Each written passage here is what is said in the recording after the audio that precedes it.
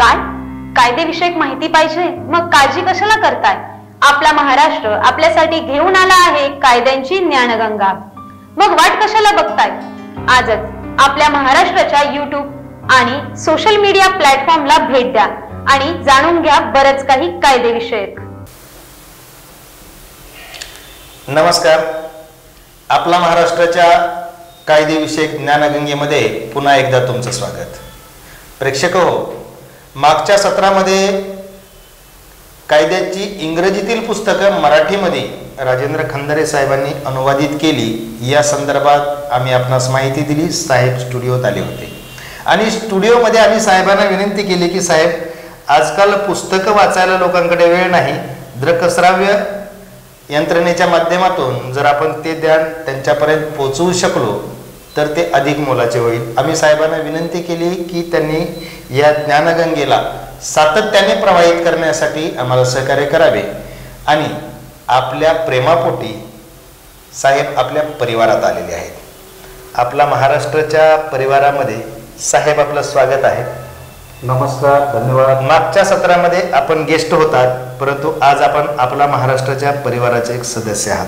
धन्यवाद. विषय परिवाराचा आहे, कुटुंबाचा आहे, त्यामुळे आपण या ज्ञानगंगेची सुरुवात कौटुंबिक समस्येपासून करणार आहोत. आज सर्वत्र जर पाहिलं तर कौटुंबिक समस्या खूप मोठ्या प्रमाणात आहेत. जर न्यायालयीन व्यवस्थेमध्ये जर आपण पाहिलं तर जास्तीत जास्त प्रकरणं ही कौटुंबिक वादाची असतात. तरी या कौटुंबिक वादाच्या संदर्भात कौटुंबिक कायदे काय आहेत या कायद्याची सामान्य माहिती आज आपण त्यांच्याकडून घेणार आहोत. कारण हा अथांग महासागर आहे, 10-15 मिनिटांमध्ये एक्सप्लेन होणे शक्य नाही. त्यामुळे आजच्या सत्रामध्ये कौटुंबिक कायद्याची सामान्य माहिती आम्ही साहेबांकडून घेणार आहोत. सर, पुन्हा एकदा तुमचं स्वागत आहे. धन्यवाद. कौटुंबिक कायदा म्हणजे नेमका काय? कौटुंबिक कायदा म्हणजे ढोबळ मानवी कुटुंबाच्या संबंधाने जे कायदे आहेत त्याला आपण कौटुंबिक कायदा म्हणू शकतो. मग आता कौटुंबिक कायदा आणि कुटुंब याचा आपल्याला विचार करावा लागेल. मग कुटुंब कशाला म्हटलंय? आई वडील, पती पत्नी, भाऊ बहिणी, आत्या मावशी, काका काकू वगैरे वगैरे वगैरे. कुटुंबासंबंधीचे जे कायदे आहेत ते नातेसंबंधातून कुटुंब तयार होतं. म्हणून लग्न ज्या वेळेस लग्न होतं दोन व्यक्तींचं, त्यातून कुटुंबाची स्थापना होते, त्यातून कुटुंबातल्या सदस्यांची उत्पत्ती होते आणि मग हे सगळे नातेसंबंध तयार होतात. आता आपण जर बघितलं तर वाद कोणामध्ये होतात? तर ज्यांच्यामध्ये काहीतरी नातेसंबंध असतो तिथे वाद होतात.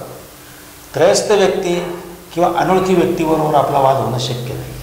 कुठल्या तरी प्रकारचा नातेसंबंध जिथे जिथे निर्माण होतो आणि काही वैचारिक मतभेद किंवा परिस्थितीजन्य काही गोष्टी घडतात, अशा वेळेला वाद उत्पन्न होतात.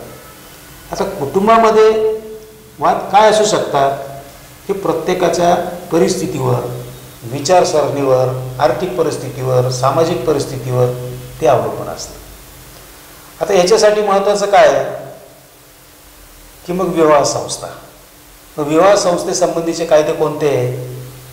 तर मग विवाह कायदा आहे, पालकत्वाचा कायदा आहे, जन्म, मृत्यू आणि विवाह नोंदणी अधिनियम आहे. कारण जन्म आणि मृत्यू ह्या दोन गोष्टी विवाहातून निर्माण झालेल्या असतात. जोपर्यंत विवाह होणार नाही तोपर्यंत जन्म होणार नाही, जन्म झाला नाही तर मृत्यू होणार नाही. त्यामुळं आपल्या सर्वांशी निगडीत सर्वप्रथम जो कायदा येतो तो जन्म, मृत्यू आणि विवाह नोंदणी अधिनियम. तर त्याची जर नोंदणी झालेली नसेल तर आपल्याला अनेक गोष्टीला जीवनामध्ये अडचणी निर्माण येऊ शकतात. शिक्षणापासून तर परदेश प्रवासापर्यंत, विवाहापासून तर अंत्यविधी झाल्यानंतर मृत्यूची नोंद होण्यापर्यंत सुद्धा त्या अडचणी आपल्याला येऊ शकतात. त्यामुळे ह्या कायद्याचं अत्यंत महत्त्व आहे. दुसरा मुद्दा येतो मग पालकत्व. पती पत्नीमध्ये काही कारणास्तव जर वाद झाले आणि जर त्यांना मूल असलं किंवा मुलं असली तर मग त्याचे पालक कोण? जन्मदाती आई ही नैसर्गिक पालक आहे, ज्याला आपण नॅचरल गार्डियन म्हणतो. पिता हा मानला गेलेला पालक आहे. म्हणजे आम्ही त्याला इंग्रजीमध्ये असं म्हणतो, maternity is a fact but the paternity is a presumption. आणि कायद्यामध्ये असं धरलेलं आहे की ताबा एखाद्या अज्ञान व्यक्तीचा, मुलाचा किंवा मुलीचा जर द्यायचा असेल तर त्या अज्ञान मुलाचं हित कशात आहे याचाच फक्त सर्वार्थाने विचार करावा. आपण या सगळ्या गोष्टीवरती जे पुढील एपिसोड आहेत त्यामध्ये सखोल चर्चा करणार आहेत. आजच्या या एपिसोडमध्ये की कायदा हा सामान्य कायदा, सामान्य माहिती कायद्याविषयी. आणखी एक कुतूहल आहे. एखादा विद्यार्थी लॉचं शिक्षण घेतोय. ज्यावेळेस तो शिक्षण अवस्थेत असतो ना, तो कायदा थोडासा वेगळा असतो. एखादा वकील कोर्टात जेव्हा प्रॅक्टिस करतो त्यावेळेस तो कायदा वेगळा असतो. एखादा माणूस कायद्याविषयक माहिती देतो त्या कायद्याबद्दल, तो कायदा वेगळा असतो. मग जर एखाद्या माणसाने समजा अपघात केला आहे, म्हणजे त्याच्यावरती अपघाताचा कायदा लागलेला आहे, हे जेव्हा शिकवलं जातं तेव्हा तो कायदा वेगळा असतो. बरोबर. सांगताना वेगळा असतो आणि कोर्टात प्रॅक्टिस करताना तो कायदा दोन ठिकाणी वेगळा असतो. म्हणजे जो तक्रारदार आहे त्याच्याकडचा कायदा वेगळा असतो आणि जो त्याच्यातला जो आरोपी म्हणायचं किंवा ज्याच्यावरती गुन्हा दाखल झालाय तेव्हा तो कायदा वेगळा असतो. मग एकाच कायद्याचे हे 4 प्रकार वेगवेगळे होतात. मग या गोष्टीमुळे नागरिकांमध्ये संभ्रम निर्माण होणं साहजिक आहे. मग या गोष्टीसाठी न्याय व्यवस्थेमध्ये अशी कुठली प्रक्रिया आहे की 4 भागामध्ये विभागलेला एकच कायदा जो योग्य प्रकारे काम करेल? हे एकाच कायद्याच्या बाबतीत आहे का हे सर्व कायद्याच्या बाबतीत असाच प्रकार आहे? जसं क्लास 1, क्लास 2, क्लास 3 आणि क्लास 4 ही जी कायद्याची वर्गवारी पडली आहे, या वर्गवारीतून बाहेर पडण्यासाठी काय उपाययोजना करावी लागेल? आज आपण फक्त सामान्य मुद्द्यावरती चर्चा करणार आहे. बरोबर. तुम्ही हे जे निरीक्षण मांडलं कायद्याबद्दलचं, हे अतिशय विचार करण्याजोगं आहे, जो विचार आम्ही वकील लोक नेहमी करतो. आपल्याला पूर्वी एक गोष्ट सांगण्यात आलेली होती, एक हत्ती आणि 7 जन्मांध. ती गोष्ट जर आपण डोळ्यासमोर ठेवली तर आपल्याला कायद्याचं स्वरूप लक्षात येईल. एक जण म्हणतो हत्ती भिंतीसारखा आहे, दुसरा म्हणतो हत्ती खांबासारखा आहे, तिसरा म्हणतो हत्ती दोरीसारखा आहे, चौथा म्हणतो हत्ती खराट्यासारखा आहे, आणखी एक जण म्हणतो हत्ती जो आहे ना तो सुपासारखा आहे. हत्ती एकच आहे, परंतु प्रत्येकाने त्या हत्तीचे जे वेगवेगळे अवयवाला स्पर्श केला आहे आणि त्या स्पर्श ज्ञानामुळे त्याला जे अवगत झालेलं आहे त्यामुळे तो हत्ती कसा आहे त्याचं तो वर्णन करतो. तद्वत आपण जे म्हणालात, शिकवतानाचा कायदा वेगळा, शिकण्याचा कायदा वेगळा, परीक्षेसाठी येणारा कायदा वेगळा, प्रॅक्टिसमध्ये काम करीत असताना येणारा कायदा, पोलिसांच्या दृष्टीने कायदा वेगळा आणि आरोपी व्यक्तीच्या दृष्टीने कायदा वेगळा, आणि या सगळ्यांच्या पलीकडे जाऊन जे बघतात न्यायाधीश, त्यांचा कायदा वेगळा. आता कायद्याची भाषा म्हणजे कोणती आहे? न्यायालयाला समजणारी एकमेव भाषा आहे ती म्हणजे भारतीय साक्षी पुरावा अधिनियम.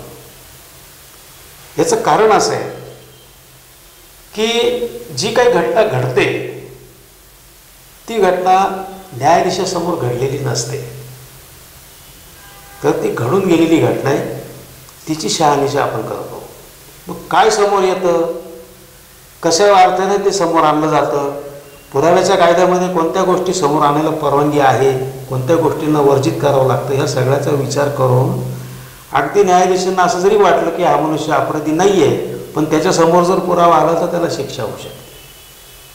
पण न्यायाधीशांना जरी असं वाटलं की हा माणूस अपराधी आहे, माझं मन मला सांगतंय, पण जर पुरावा नसेल तर त्याला काही करता येईल. त्यामुळे आता ही कायद्याची शोकांतिका म्हणा किंवा संधी म्हणा, त्याच्याबद्दल तुम्ही आम्ही काही करू शकत नाही. तर ह्या सगळ्या गोष्टीतून जर सुटायचं असेल, न्यायालयापासून किंवा कायद्याच्या भंगामुळे होणाऱ्या त्रासापासून जर सुटायचं असेल, तर एक जबाबदार भारतीय नागरिक या नात्याने, ज्याच्यात संविधानामध्ये ती तरतूद आहे की आपली भारतीय नागरिक म्हणून जी कर्तव्य आहेत ती पुरेपूर पार पाडली पाहिजे. तर त्यात सर्वप्रथम काय की आपण ज्या देशात राहतो, ज्या भागात राहतो, त्या भागात आपल्यावर बंधनकारक असलेले कायदे कोणते याची नागरिकांनी माहिती करून घेणं गरजेचं आहे. आणि मला वाटतं आपल्या कार्यक्रमाचा हाच हेतू आहे. असं जर मी म्हटलं तर ते काही वावगं ठरणार नाही. बरोबर आहे सर तुमचं म्हणणं.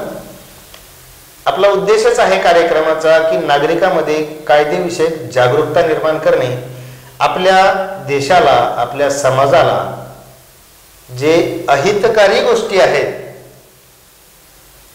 त्याच्यासाठी कायद्याने जी बंधनं घातलेली आहेत ती बंधनं पाळून आपण आपल्या देशाचं, आपल्या समाजाचं रक्षण करावं आणि एक सुजाण नागरिक, जबाबदार नागरिक म्हणून जीवन जगावं. आणखी एक माझा न्यायव्यवस्थेविषयी प्रश्न आहे. भारतीय न्याय देवता ही उघड्या डोळ्याने न्याय देते असं मी कुठंतरी वाचनात वाचलेलं होतं. परंतु आज आपल्या न्यायव्यवस्थेमध्ये जी न्यायदेवता उभी केलेली आहे, जी डोळ्यावर पट्टी बांधून आहे, माझ्या वाचनाप्रमाणे ती ग्रीक देशाची न्यायदेवता आहे. मग आपल्या भारतामध्ये ग्रीक देशाची न्यायदेवता का?